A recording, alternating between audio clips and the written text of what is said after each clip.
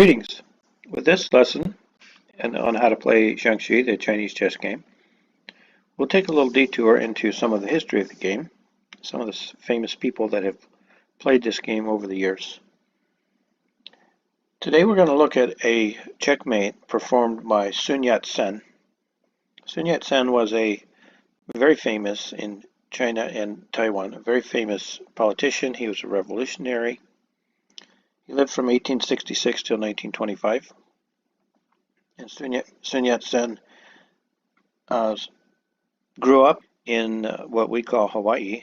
And back when it was the Kingdom of Hawaii, it was not a state of the United States, and it was not even a U.S. possession back in the days when it was ruled by the Kingdom of Hawaii.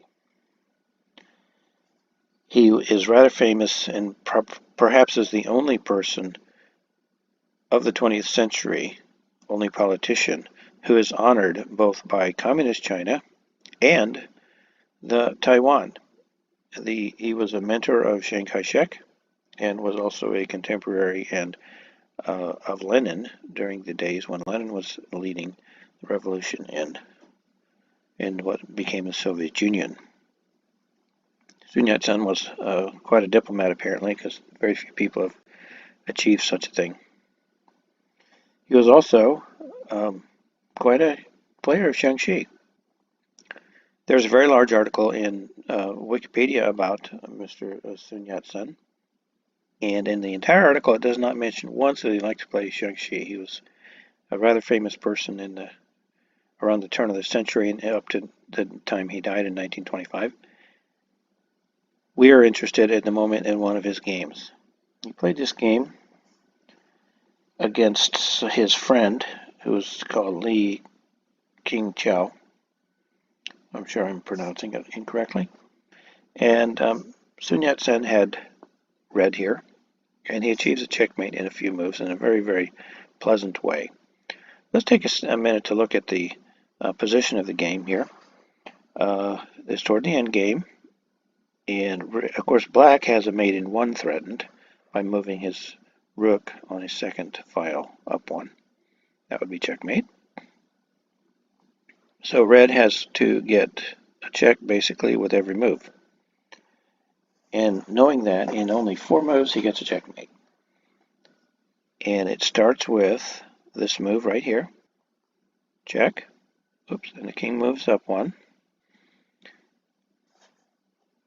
And next, this is kind of tricky to find.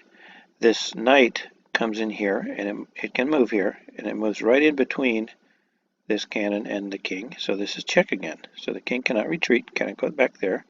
Doesn't help to go there.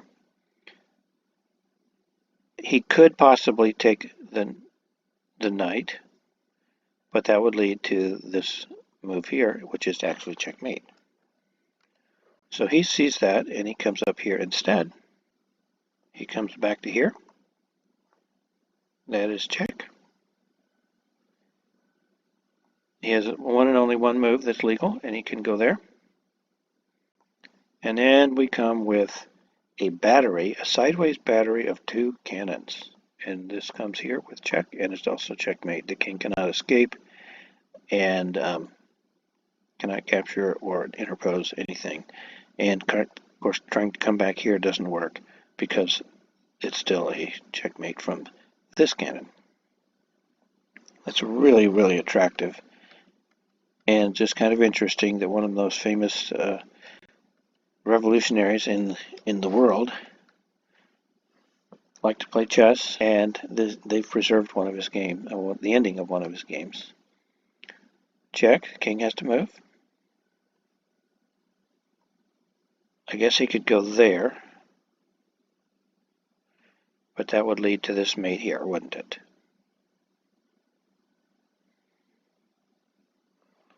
Which is sort of a mirror image of what we've been looking at.